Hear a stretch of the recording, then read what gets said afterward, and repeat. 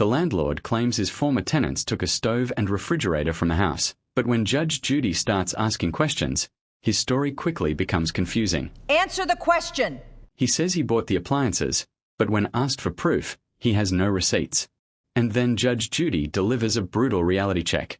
What property do you allege that they took from the house? When they first moved in, they left their stove and fridge outside. Now the judge turns to the main property dispute and asks exactly what the landlord claims was taken from the house. The landlord claims the tenants left their old stove and refrigerator outside, where they were damaged, so he bought replacements for the house.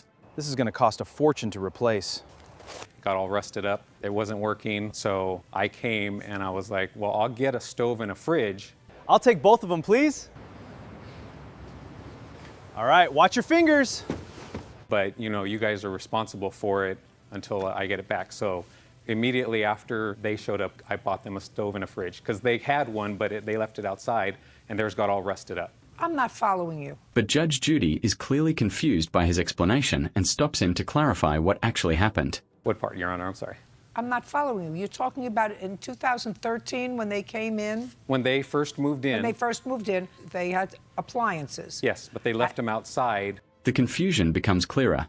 The tenants already had appliances, but the landlord says they were left outside and became unusable. Because they hadn't moved them in, and they both got damaged before they got in the house. Why would they leave them outside unless Because they didn't have anybody, I guess, to help them get them inside the house. I don't know. They left all kinds of stuff in the yard for 4 days. The landlord says the appliances were damaged before they were even brought inside, claiming the tenants left them sitting outside for days. Judge Judy immediately questions that explanation, because leaving expensive appliances outside for several days raises obvious questions about why they weren't moved inside. Is what you're telling me, Mr. Lara, that when they moved into the house, there were no appliances? No. There was no appliances because Is what you're telling me you purchased the appliances or they purchased the appliances? Now Judge Judy gets to the key question. Who actually owned the replacement appliances? I purchased a set and put it inside the house, a stove and a refrigerator. And did they take that with them? Yes, they did. The landlord claims he purchased the appliances and says the tenants took them when they moved out. Go ahead. Ma'am, Just a second.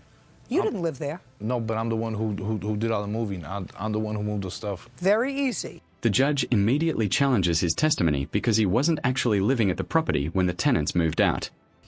Did you move a stove and a refrigerator out of the house? I purchased, yes. Just a second. Did you move a stove and a refrigerator out of the house? No. And now there's a contradiction. He first says he moved the appliances, but when the judge asks again, he says no. I'm not saying who it belongs to.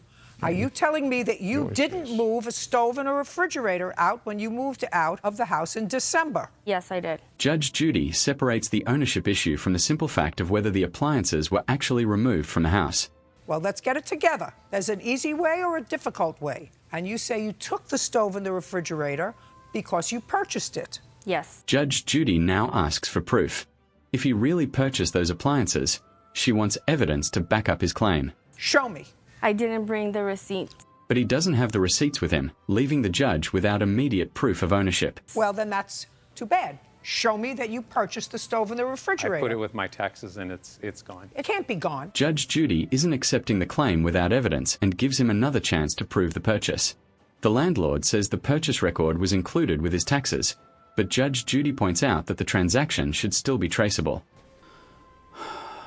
All you have to do is either one of you go back to the store where you bought it before you came to court today. It was a secondhand store. They don't keep receipts. But the landlord says the appliances came from a secondhand store, making the purchase much harder to verify. Well, the secondhand store, then I'm not interested. Okay.